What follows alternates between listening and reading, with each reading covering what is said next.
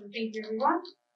So now I will introduce our speakers. So today we have Alex and Jamie, both fabulous board members from based in Toronto, and they will be taking us off into our session. But before I hand it over to our speakers, I'll just explain how the meeting is going to work.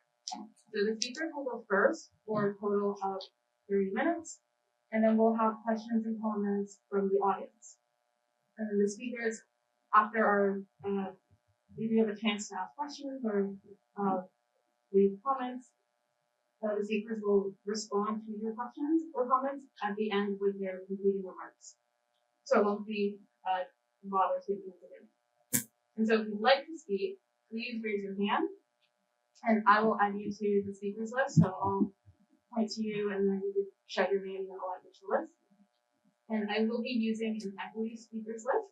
So that means that I may not call you in the order that you raise your hand, but I will prioritize Indigenous, Black, comrades of color, women, and first-time speakers. So questions and comments are welcome, but please try to keep your contribution to 3 minutes max. And this will allow for more contributions during the discussion. And finally, we encourage you to post to social media throughout the conference and to share your thoughts and experiences using the hashtag #RedOctober2025. You can tag Spring on all platforms using @SpringMag.ca.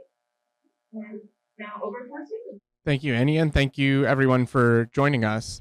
So I wanted to address at the outset a few sort of theoretical questions about military spending under capitalism, and then Jenny's going to start to take us into some of the history of what that's looked like in the period from 1945 onward. So it's perhaps not obvious why military spending should be high under capitalism. Capitalism's fundamental logic is that of capital accumulation, and military spending is essentially wasteful. It takes capital and burns it, and wars obviously add another level of destruction because they actually destroy additional amounts of capital. So why would arms spending be high under capitalism, given these points that would seem to tend towards the opposite? So I propose to you that the most important driver of military spending under capitalism is political, which is inter-imperial rivalry. We've heard a lot in the past decades about how globalization means capital crosses borders. It's not tied to any state, and really what matters now is global capital and not any particular state. And this is in some sense true in that capital has been internationalized for a long time. It's true that capital, has not, even before the period we call globalization, been confined to any one state. You can't sort of clearly say, well, this is American capital and it sells things to Americans, and this is British capital and it sells things to people in Britain, and this is Chinese capital, and so on. Having said that, capital does rely on states, and particular capitals does have ties to particular states and state systems. Multinational corporations are not abstractly just floating out there and they talk to this state and they talk to that state. They are generally rooted in one state or state systems as their sort of primary backers. And it is important to say backers, because capital doesn't on its own have the power to implement its agenda. It needs states to support it in all kinds of ways, whether that's administering courts, whether that's administering systems of education. But of course, one of those things is arms, the use of force in the interests of capital. Capital sometimes has its own kind of limited mercenary armed forces, but generally speaking, it relies on the state. And so we have these different systems of states and their associated capitals that are competing. They're competing for a bunch of different things. They're competing over markets. They're competing over profits. They're competing about where they are in value chains, right? They might actually be seemingly working together and something gets exported here and there, but who has the most important capital, the highest level of technology in the system? That's something that matters. And of course, they're competing over territorial control. So in the current world, the most important inter-imperial rivalry is between the US and its allies and China and its allies. But of course, it's an oversimplification to say this is the only example of inter-imperial rivalry. There are other states that have significant influence. They have different relations to one another, and it's not possible to just divide the world in two and say all of them are perfectly aligned. You have a state like India that is quite a powerful state and obviously a rival to China, and not completely at the same time aligned with the United States.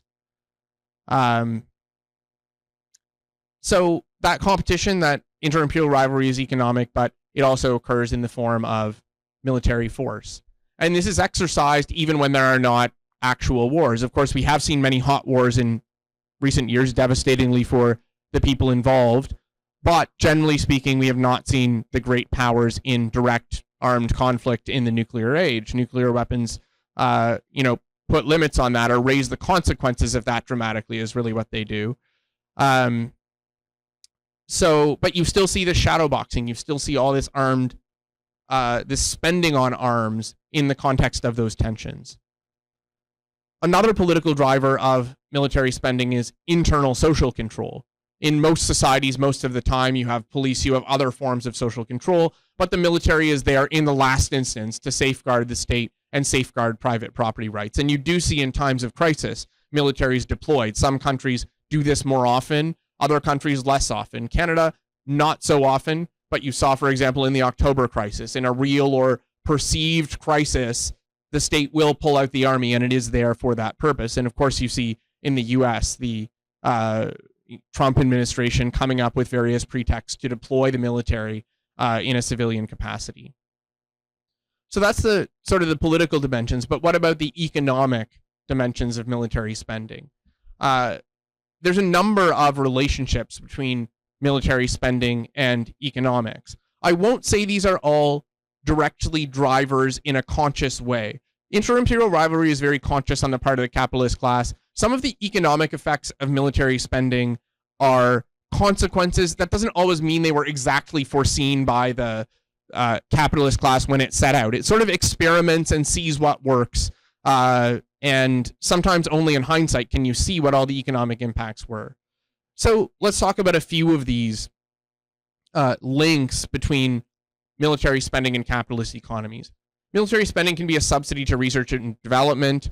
That's a huge one, especially in the United States. Actually funds a lot of research and development in Canada as well. Basic science research is funded by the U.S. Department of Defense. Doesn't have to be funded through the military, but this is the preferred way of doing it for various ideological reasons. More generally, military spending can act as a stabilizer to the system, both in terms of stabilizing demand, but also crucially stabilizing investment, right? The level of investment is really what drives capitalist economies. And military investment is a form of investment that takes place without direct regard for the rate of profit. Now, you might say, well, of course, lots of arms companies make money off of state military spending. That is absolutely true. But the state is going to keep spending, even if the economy is not doing well. The state is like, we're going to build fighter jets, not because, there's people that want to buy fighters. Like, it's a created demand by themselves. And that has a stabilizing impact on capitalism. The sort of most technical feature, and some of you might have been in some of the earlier economics courses, I know some of you, like myself, might have picked and chosen across. The most technical in Marxist terms is that it can lessen the tendency of the rate of profit to fall. So I'm trying to do this really quick to try to sort of distill a potentially complex concept here. You might have heard of this before. It comes from the labor theory of value, right? All value comes from labor. And basically, over time in capitalism, you accumulate more and more and more capital. And so for each worker, there becomes a greater and greater and greater amount of capital. And capital is labor saving, right? The things that capitalists invest in try to make it so that they don't need as many workers. And that means that the ratio of invested capital to profit declines over time. That's what we mean by the declining rate of profit. And so military spending actually slows this tendency because it takes some capital and basically burns it off, right? Whether those things get destroyed in war or whether these shiny fighter jets like sit around on a tarmac and rust for 40 years, it takes capital that would otherwise be reinvested into productive capacity and burns it off. And that actually slows that tendency. And Jenny's going to talk in a minute about what that meant in the context of the early post-war period. However, at the same time, the contradiction is the thing that I started with. Military spending is still a drag on capitalism in another sense because it still takes some profit and burns it off. And that's not reinvested. And so it lowers growth rates. And so at times when profit rates are particularly squeezed, there can be an impetus to say we actually can't afford these high levels of military spending. So there's these tensions and contradictions in the relationship between military spending and the economy. And now I'll turn it over to Jenny, and she's going to talk a little bit about how this has played out.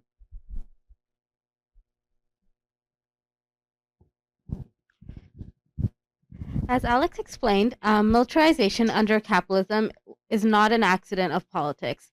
It is built into the system itself. We can see that clearly in the years after 1945. When the Second World War ended, global capitalism was fragile and exhausted. The Great Depression had already revealed how unstable it was. That crisis was not a natural disaster. It was a logical outcome of a system that produces far more than people can afford to buy. The war temporarily rescued capital by destroying productive capacity and forcing states to take control of the economy, but the basic contradictions of capitalism remained. There was no way back to the chaos of the 1930s. The ruling class had learned that unregulated markets meant to collapse. They built a new model to protect profits and contain social unrest. Governments discovered during the war that large-scale state spending could keep production high and unemployment low. After 1945, they continued that practice and called it Reconstruction. This was not capitalism's rebirth, it was rearmament. The system that emerged was managed, militarized, and global. The United States dominated half the world's industrial output and took on the role of global enforcer. Its main goal was to defend profits at home and suppress socialism abroad. The solution was permanent militarization. The long boom that followed was not proof of capitalism's maturity. It was a fragile balance built on waste and fear. The permanent arms economy became a deliberate strategy to absorb surplus capital and postpone another depression. In a normal capitalist cycle, production expands until markets overflow and profits collapse. Military production interrupts that process. A tank or a fighter jet uses labor, steel, and energy, but never reaches the marketplace. It is destroyed, replaced, and built again. That destruction stabilizes the system by burning off access capacity. The arms economy acted as a pressure valve for the contradictions of accumulation, slowed rates, and kept investments high, but it did not create a new value. It kept workers employed by diverting their industries. It postponed crisis by wasting human potential on the preparation of war. Between 1945 and 1973, this waste created the illusion of prosperity. Growth was high, wages rose, and welfare programs expanded. Yet all of it rested on militarized spending that insulated capital from its own instability. The post-war boom was not progress. It was an organized bailout for capital financed by states and paid for.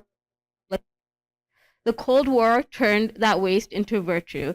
The rivalry between the United States and the Soviet Union gave every Western government a moral justification for endless rearmament.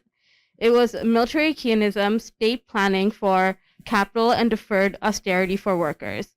The same public investments that could have been in schools was poured into bombs, missiles, and bases.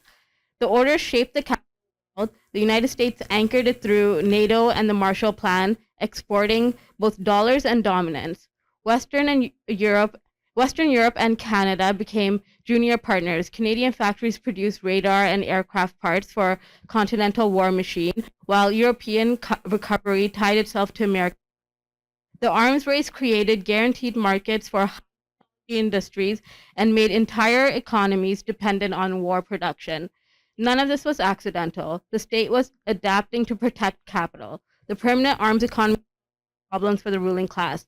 It provided a profitable outlet for surplus investment, and it brought social peace.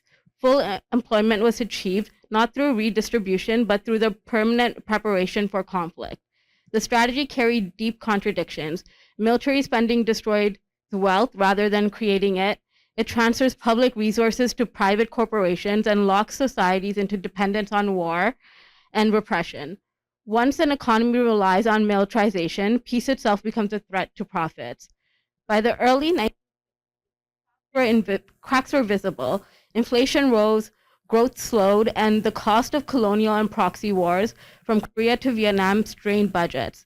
The very mechanism that had saved capitalism after 1945 began producing. The early post-war period should not be remembered as a golden age. It was managed illusion. Capitalism did not overcome its contradictions. It institutionalized them. The permanent arms economy kept profits alive by consuming labor and natural resources in service. It brought 3 decades of stability at the cost of peace. The boom was real, but it was built on waste. It set the stage for everything that followed, including the crisis of the 1970s that Alex will discuss. Yeah, thanks, Jenny. I think that teed it up really well, is that you had all these predictions in the 1950s about, like, we've overcome the contradictions of capitalism. This is all, like, we've managed this out of existence. Everything is going great. We can have it all. You have rising social spending. You have this, oh, but we still have all this money to, own the Soviets with more and more weapons. But it turns out not to be the case in economic terms. You still have the tendency for the rate of profit to fall reasserting itself. Military spending slowed it, but it did not stop it. And so you have reasons internal to the contradictions of capitalism that lead to a crisis. People often talk about the 1973 oil crisis. That added to the woes that were there, but it was not caused by the 1973 oil crisis, the economic crisis of the 1970s. So for capital in the United States and in Canada, you have both these internal dynamics, but also external dynamics, which is you have economies, major rival capitalist economies in Germany and Japan in particular, that had not been burdened by the same high level of arms spending. The U.S. had basically, made them protectorates of it, as they remain to some extent today. Still have over 50,000 U.S. troops on Japanese soil all the time, over 30,000 in Germany. So those economies were able to become competitive. They did not have their own crises, partly because they were selling things to the U.S., where the military spending was, propping up their economy for a period of time. But this means that American capital is under pressure from these competitors losing market share. And so starts to say, well, this giant arms spending is no longer helping us, it's hurting us, because it is taking money from profit and essentially vaporizing it. And so you see a fall in military spending, and you see an economy in crisis. And the 70s, you go through these series of convulsions, and it doesn't really get resolved.